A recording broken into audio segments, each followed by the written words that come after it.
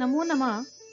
नरत्वं दुर्लभं लोके विद्या तत्र सुदुर्लभा शीलं च दुर्लभं तत्र विनयस्तत्र सुदुर्लभ। अर्थात पृथ्वी पर मनुष्य जन्म मिलना दुर्लभ है, उनमें भी विद्या युक्त मनुष्य मिलना और दुर्लभ है, उनमें भी चरित्रवान मनुष्य मिलना दुर्लभ है और उनमें भी विनयी मनुष्य मिलना और भी दुर्लभ है।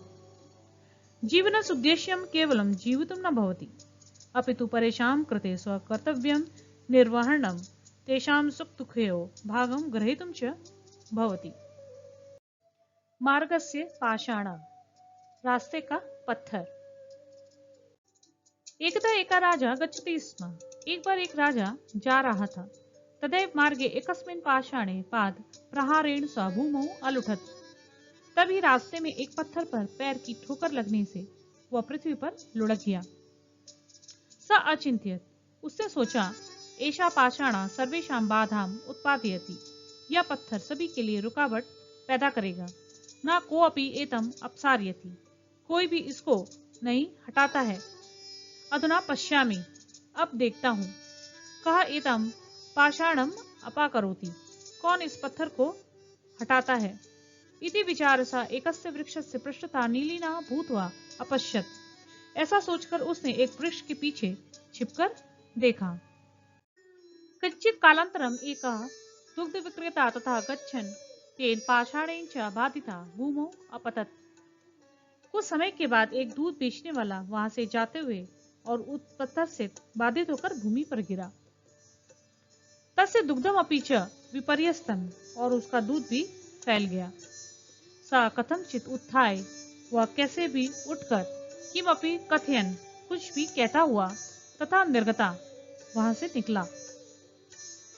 पाषाणम च न अपाकरोत्, और पत्थर को नहीं हटाता है।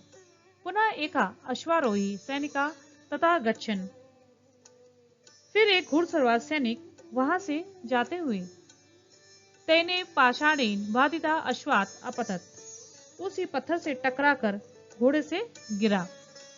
सा अपि पुनः अश्वम आरोह्य अपशब्दान् च कथयित्वा तथा गतवान् पाषाणं च मार्गात् न अपसारितवान्। वह भी फिर घोड़े पे चढ़कर और अपशब्दों को कहते हुए वहां से गया और मार्ग से पत्थर नहीं हटाया। तत्पश्चात एका फल विक्रेता वृद्धा शीर्षि फल कंडोलम धृत्वा आगता। इसके बाद एक फल बेचने वाला बूढ़ा सिर पर फलों की टोकरी रखकर आया। सा नीचे अदृष्टवा एव अगच्छत्, वह नीचे बिना देखे ही गया। पाषाणे पाद प्रहारेण च भूमौ अपतत्, और पत्थर पर पैर की ठोकर लगने से भूमि पर गिरा। तस्य सर्वाणि फलानि इतस्ततः विकर्णानि अभवन्, उसके सारे फल इधर उधर बिखर गए। तदैव एका बालका आगता, तभी एक बालक आया। सा वृद्धम हस्तदानेन उत्थापयत् तस्य फलानि च संचित्य कंडोले अस्थापयत्, उसने बूढ़े को हाथ देकर उठाया और उसके फलों को एकत्रित करके टोकरी में रखा। वृद्धापि तथा निर्गच्छत्, बूढ़ा भी वहां से निकल गया। किंतु बालकः पाषाणस्य अपसारणाय प्रयत्नं करोत्, परंतु बालक ने पत्थर को हटाने के लिए प्रयास किया।